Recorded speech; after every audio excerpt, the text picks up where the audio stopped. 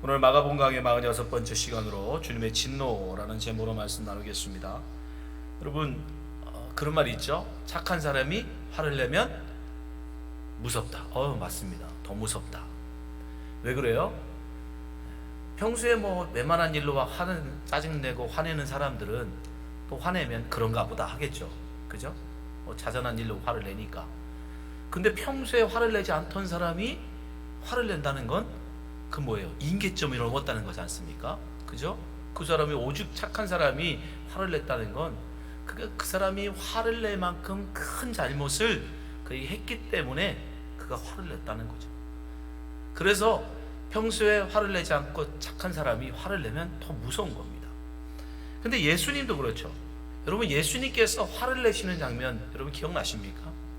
성경에서 직접적으로 언급한 표현 말고 예수님께서 화 있을진저라고 하면서 바리새인들을 야단치실 것까지 합쳐도 복음서에서 예수님이 이렇게 화를 내시는 장면은 4장면밖에 없습니다.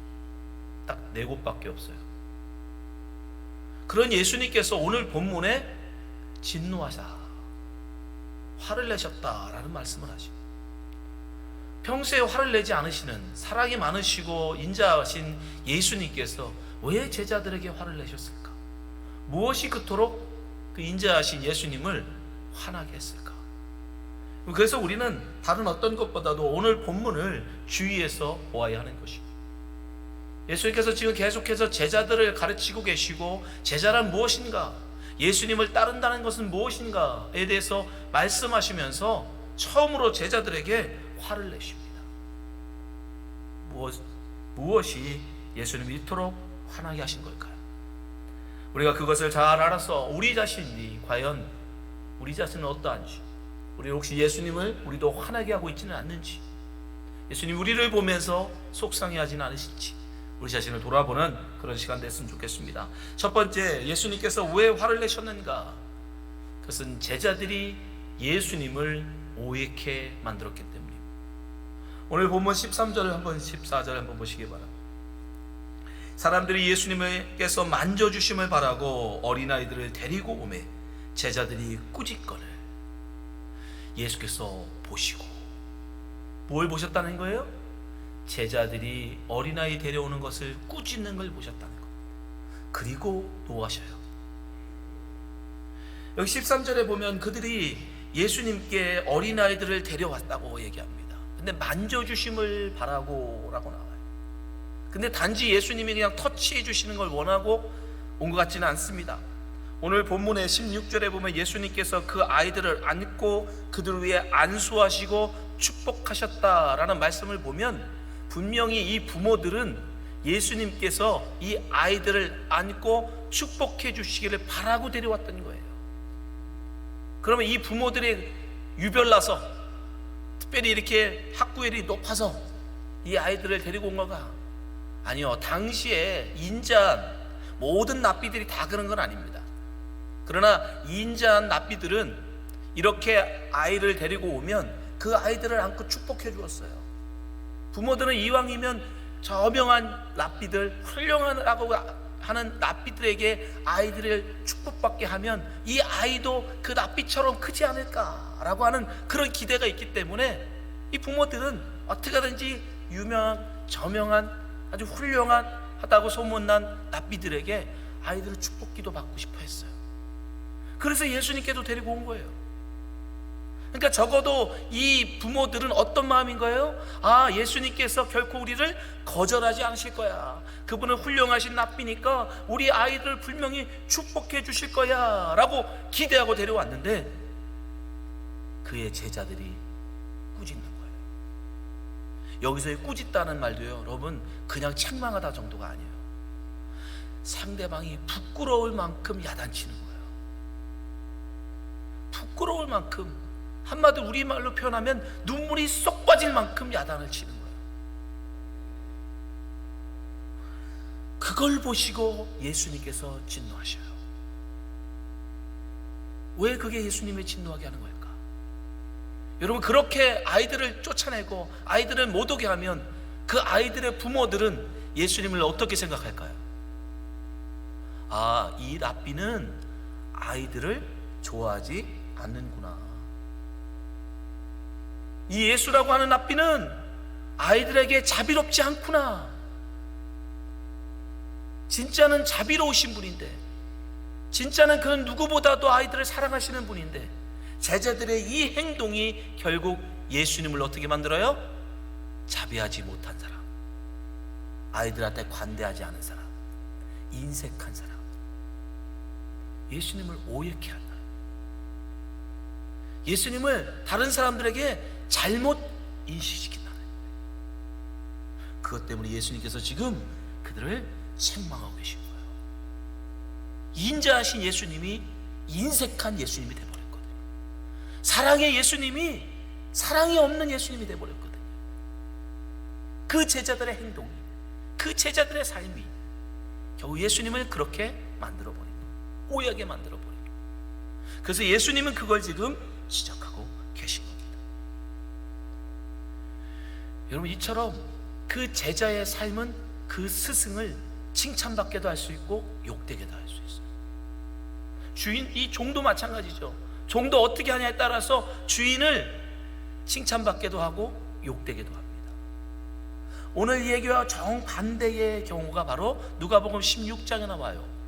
예수님의 비유의 말씀인데, 예수님께서 이 비유에서 한 청지기가, 부잣집에서 일을 보는 이 청지기가 재산을 낭비한다라는 소문을 듣고 그 청지기를 파이어 시킵니다.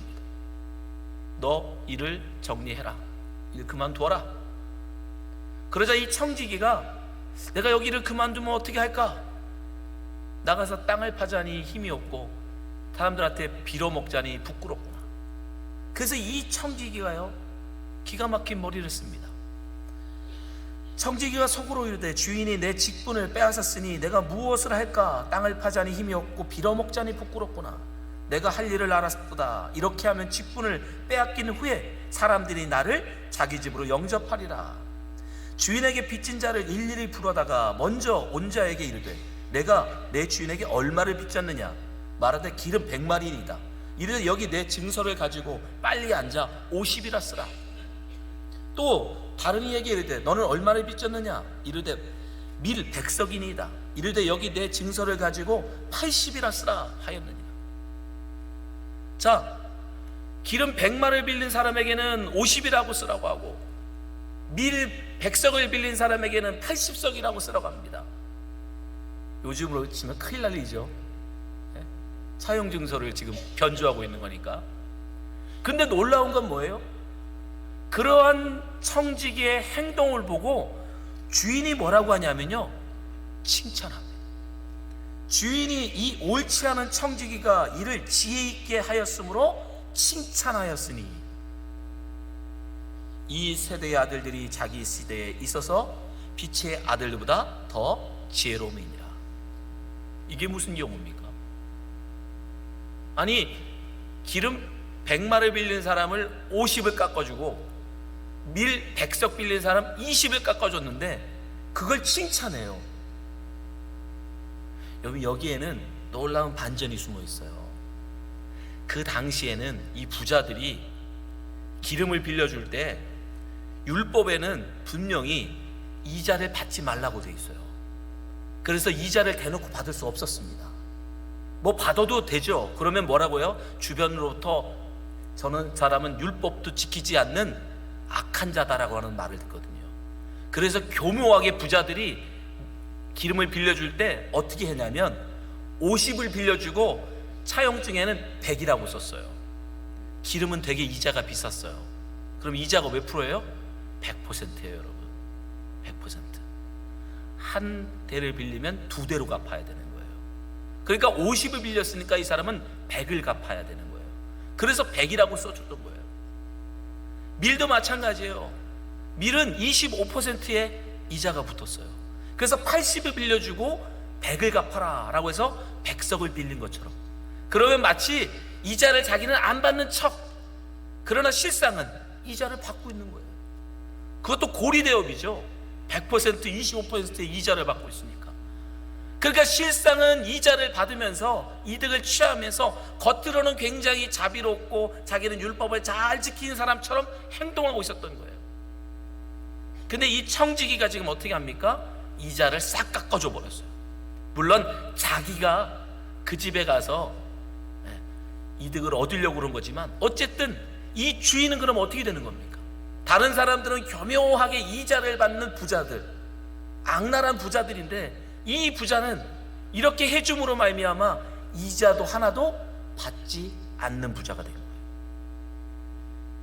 그러면 사람들이 뭐라고 평판하겠습니까? 그 부자 참 좋은 사람이야. 다른 사람들이 이자 100% 받고 25%나 받는데 그 사람은 이자를 하나도 안 받아. 이 청지기의 일로 말미암아 인색했던 부자가 어떤 부자가 된 거예요? 자비로운 부자가 된 거예요. 사랑이 많은 부자가 돼버린 거죠. 사람들로부터 대놓고는 말 못하지만 속으로 정말 이자도 악랄하게 받는 나쁜 사람이라고 하는 욕을 먹던 부자가 갑자기 이 주인, 이 청지기의 일로 말미암아 이 주인은 참 자비로운 사람, 사람들에게 가난한 사람들을 돌볼 줄 아는 사람, 칭찬받는 사람이 됩니다. 그 청지기의 삶에 따라서 그 주인이 욕을 먹기도 하고 칭찬을 받기도 한다는 거예요. 우리도 마찬가지라는 거예요. 예수님은 그걸 지적하고 계십니다. 너의 삶이 너의 주인을 욕되게 한다. 제자의 삶이 그 스승을 욕되게 할 수 있다. 여러분, 우리는 예수님께서 그리스도인으로 부른 사람. 근데 예수님께서 우리를 향해서 뭐라고 말씀하시냐면 우리는 세상의 빛이라고 말씀하세요. 근데 이 빛이 말 안에 숨겨놓은, 말통 안에 숨겨놓은 빛이 아니라 저 산 위에 있는 동네처럼 등잔 위에 있는, 등대 위에 있는 불빛이다 라고 얘기하죠. 마태복음 5장 14절, 너희는 세상의 빛이라. 산 위에 있는 동네가 숨겨지지 못할 것이요 사람의 등불을 켜서 말 아래 두지 아니하고 등경 위에 두나니 이러므로 집안 모든 사람에게 비치느니라. 이건 선택의 여지가 없어요. 여러분, 여러분이 예수를 믿는 순간 여러분은 예수 그리스도의 빛이십니다. 여러분의 삶이 예수를 대해요. 여러분이 어떻게 사느냐에 따라서 이와 같이 너희 빛이 사람 앞에 비추게 하여 그들이 너희의 착한 행실을 보고 하늘에 계신 너희 아버지께 영광을 돌리게 하라. 여러분이 착한 행실을 비추면 사람들은 여러분의 스승 되신 예수님을 칭찬하고 영광 돌리지만, 반대로 우리가 빛을 비추지 못하면, 우리가 그들에게 어둠을 비추면 오히려 우리의 스승 되신 예수님은 욕을 먹는다는 거예요. 여러분, 저는 오늘의 교회 담임 목사, 제가 성경을 많이 읽고 기도를 많이 하면 여러분 그것은 뭐가 됩니까? 사람들이 저를 평판합니까? 아, 오광균 목사라는 사람은 성경도 많이 읽고 기도도 많이 한대. 아니요. 제가 성경을 많이 읽고 기도를 많이 하면 사람들은 뭐라고 얘기하냐면 오늘의 교회는 성경도 많이 읽고 기도도 많이 한대 라고 얘기합니다. 여러분이 나가서 정말 전도를 열심히 하고 사람들에게 열심히 봉사하고 나눠주면 여러분, 사람들은 여러분 한 사람을 이야기하지 않아요. 오늘의 교회 성도들은 전도도 열심히 하고 사람들을 열심히 사랑하고 열심히 나눠주, 교회가 칭찬을 받습니다. 더 나아가 예수님이 칭찬을 받아요. 그러나 반대는요, 교회가 욕을 먹고 예수님이 욕을 먹습니다. 예수님 웬만해서는 화를 내지 않는 분이에요. 진노하지 않는 분이에요. 근데 그 예수님이 진노하시면서 책망하신 것이 뭐냐? 너의 그 삶이 스승을 욕되게 한다. 여러분, 우리 자신을 한번 돌아봤으면 좋겠습니다. 여러분은 여러분이 원든 원치 않든 여러분이 몰래 숨어서 아무도 여러분이 오늘의 교회 다니는 걸 모르게 한다 할지라도 숨길 수 없어요. 산 위에 있는 동네가 숨길 수 없듯이 등경 위에 있는 불빛이 모든 사람에게 비추듯이 여러분의 모든 삶은, 여러분의 모든 말과 여러분의 모든 행동은 그런 사람들에게 드러납니다. 그거에 따라 여러분, 이 교회가 욕을 먹을 수도 있고 칭찬을 받을 수도 있고, 더 나아가 예수님이 욕을 먹을 수도 있고 칭찬을 받을 수도 있습니다. 여러분은 과연 어느 쪽입니까? 두 번째, 왜 예수님은 이토록 화를 내셨는가? 왜 이렇게 진노하셨는가? 다른 게 아니라 바로 제자들이 여전히 변화되지 못했기 때문이에요. 그들이 여전히 미숙함 가운데 있기 때문에, 하나님의 진리의 말씀을 깨닫지 못하고 어린아이 같은 삶을 여전히 살고 있기 때문에 예수님께서는 진노하신 것입니다. 사실 이 말씀을 하시기 전에 이미 9장 36절에 예수님은요, 일부러 어린아이를 데려다 놓고 말씀해 주셨어요. 이 어린아이의 하나를 영접하면 곧 나를 영접합니다. 나를 영접하는 것은 곧 나를 영접함이 아니요, 나 보내신 이를 영접합니다. 일부러 직접 아이를 데려다가 제자들에게 가르쳐 주셨어요. 그런데도 불구하고 바로 10장에서 그 아이들이 오는 것을 뭐합니까? 책망해요. 꾸짖어요.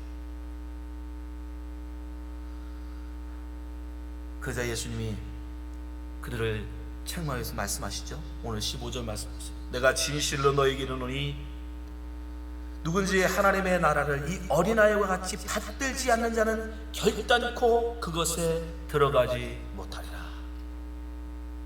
왜 예수님이 이 책망을 하실까요? 왜 이런 말씀을 하실까요? 어린아이들을 예수님께 가까이 오지 못하도록 나무라고 멀리하는 제자들에게 예수님은 오히려 어린아이들 같이 받들지 않으면 천국 못 간다라고 얘기해요. 그 말은 뭐냐면 제자들이 거꾸로 생각하고 있었던 거예요. 자기들은 천국에 가까운 사람들, 어린아이는 천국에서 먼 사람들이라고 생각했던 거예요. 자기들은 진리이신 예수님께 늘 함께하면서 진리의 가르침을 받는 사람들이니까 자기들은 천국에 가까이 가 있는, 거의 문턱쯤 있는 사람이라고 생각했고, 이 어린아이들은 아직 말도 잘 모르고 못 배우고 지식도 없고 이 진리의 말씀을 전해주어도 그들은 깨닫지 못하는 사람들이니까 너희들은 아직 미숙하고 어려서 진리와는, 하나님의 나라와는 먼 사람들이라고 제자들은 생각했던 거예요. 예수님이 그렇게 말씀하셨음에도 불구하고 제자들은 여전히 세상 사람들과 다르지 않는 그런 생각, 미숙한 자, 어린 자, 작은 자는 없이 여겨도 된다라고 생각하는. 근데 예수님은 오히려 반대로 뒤집어서 얘기하시죠. 아니야, 오히려 너희들이 무시하는 저 아이들이 천국에 더 가깝고 천국에 가깝다고 생각하는 너희들이 오히려 천국에서 멀리 있다. 왜 그렇습니까? 여러분, 이 아이들 중에 단 한 명도 예수님한테 진리의 말씀을 내가 들어야지 하고 온 아이가 없어요. 다 여기 있는 아이들은 어떤 아이들이에요? 부모가 데리고 온 애들이에요. 엄마한테 끌려서 온 애들이에요. 분명히 여기는 오기 싫었는데 엄마가 하도 가라고 해서, 엄마가 가서 축복기도 받아야 된다고 억지로 끌고 와서 온 애도 있을 거예요. 그 아이들의 삶은 그 누구도 자기가 원하는 삶을 살지 않는다는 거예요. 제자들 중에는요, 제자들 중에 억지로 예수님 따라다니는 사람이 있습니까? 아니요. 예수님을 따를지 말지를 자기가 결정한 사람이에요. 내가 가고 싶으면 가고, 내가 안 가고 싶으면 안 가고, 그게 제자들의 선택이에요. 그러나 아이들은 내가 가고 싶지 않아도 부모가 가라면 가고, 내가 가고 싶어도 부모가 가지 말라면 안 가는, 부모 절대 의존적 존재예요. 예수님은 누가 더 천국에 가깝냐? 바로 부모의 말에 가라면 가고 가지 말라면 안 가는 그 부모 의존적 삶을 살아가는 어린아이들이 천국에 더 가깝다라고 말씀하시죠. 우리에게 뭘 말씀하시는 거예요? 우리에게 천국이란, 우리가 천국에 들어가려면 나의 뜻, 나의 생각, 나의 욕심으로 주님을 따르는 자가 아니라 주님의 말씀 앞에 순종하고 주님이 가라면 가고 서라면 서고 살라면 살고 죽으라면 죽는 그런 하나님 절대 의존적 존재가 될 때 비로소 우리에게 천국이 열린다는 것입니다. 주님은 끊임없이 이걸 얘기하세요. 제자도의 핵심 뭡니까? 자기를 부인하고 자기 십자가를 지고 나를 좇을 것이니라. 내가 살아있는 한 모든 의사결정을 내가 하는 순간 여러분 그 사람은 하나님의 나라에서 멀어지는 거예요. 자기를 부인되어질 때 오직 말씀만이 내 안에 있고 그 말씀에 순종하여 내가 그물을 내릴 때 그 사람이 바로 어린아이와 같이 천국을 받드는 자고 그가 천국에 가까운 자입니다. 제자들은 늘 그걸 배우면서도 깨닫지 못하고 있어요. 여전히 자기의 기준 가지고 어린아이들을 무시하고 멀리하고. 여러분, 반면에 예수님의 칭찬을 받는 사람들, 예수님의 칭찬을 받는 이들은 지금 제자들은 예수님의 책망을 받고 있죠. 그럼 우리는 어떻게 예수님의 칭찬을 받을까? 성경에서 칭찬받는 사람들을 보면 알겠죠. 여러분, 성경에서 누가 칭찬을 받느냐? 고린도후서 8장 18절에 보면 바울이 이렇게 얘기합니다. 디도와 한 형제를 헌금위원으로 보내면서 그를 이렇게 소개해요. 또 그와 함께 한 형제를 보내었으니 이 사람은 복음으로서 모든 교회에서 칭찬을 받는 자요. 제자들은 지금 책망을 받고 있는데 이 사람은 지금 칭찬을 받습니다. 모든 교회로부터 그것도 칭찬을 받습니다. 근데 그가 왜 모든 교회로부터 칭찬을 받느냐? 복음으로서 모든 교회에서 칭찬을 받는다. 다른 말로 하면 복음 안에서의 그의 삶 때문에 그가 교회로부터 칭찬을 받는다는 말. 복음 안에서 그가 칭찬을 받는다는 말은 뭡니까? 그의 삶이 복음 가운데 있다는 말이에요. 자기의 생각, 자기의 욕심, 자기의 철학을 쫓아 사는 사람이 아니라 오직 예수 그리스도의 말씀, 그 말씀을 따라 가라면 가고 서라면 서고 하라면 하고 하지 말라면 하지 않는 예수 그리스도의 말씀에 절대적 복종하는 삶, 그 삶을 살았기 때문에 교회로부터 그가 칭찬을 받고 있다는 얘기예요. 예수님은 지금 우리에게, 제자들에게 왜 이런 책망을 하십니까? 그들이 여전히 자기중심적인 삶을 살기 때문에 그래요. 여전히 세상적 가치관을 가지고 세상적 기준을 가지고 예수님 만나기 전에 그 삶을 여전히 살고 있기 때문에 예수님을 만난 이후에도 전혀 변화되어지지 않았기 때문에 지금 예수님은 그들을 책망하고 계시고. 사랑하는 성도 여러분, 우리가 정말 예수 그리스도 안에서 칭찬받기를 원하십니까? 그렇다면 여러분, 자기중심적인 그 삶을 벗어버리고 하나님 중심적인, 하나님 말씀 중심적인 삶을 살아가야 하는 거예요. 그 삶을 변화되지 않으면 여러분 우리에게 결코 칭찬이 없습니다. 그래서 바울 사도도 우리에게 뭐라고 권면합니까? 너희는 유혹의 욕심을 따라 썩어져가는 구습을 따른 옛사람을 벗어버리고, 구습, 예수 만나기 전에 따랐던 습관, 그 구습을 벗어버려라. 오직 너희의 심령이 새롭게 되어 하나님을 따라 의와 진리의 거룩함으로 지으심을 받은 새 사람을 입으라. 명령형 입혀지지 않는 거예요. 여러분, 저절로 되지 않는다는 겁니다. 우리가 가만히 교회만 다니면, 가만히 연차를 세우면 입혀지는 게 아니에요. 입으라라고. 이거는 여러분이 의지를 가지고 옛 습관들, 자기중심적이고 내 욕심, 나만을 위해 살고자 했던 자기중심적인 그 삶을 스스로 깨버리는 자기 부인이 의지적으로 일어나야 된다는 거예요. 그리고 하나님 중심적으로, 하나님 말씀 중심적으로, 복음 중심적으로 그 말씀 앞에 순종하는, 어린아이처럼 어린아이가 부모를 절대적으로 의존하고 그 말에 순종함 같이 우리가 하나님을 절대적으로 의존하며 그 말씀 앞에 순종하는 어린아이 같이 순종할 새 사람이 될 때 여러분 우리는 주님으로부터 칭찬을 받게 되는 것입니다.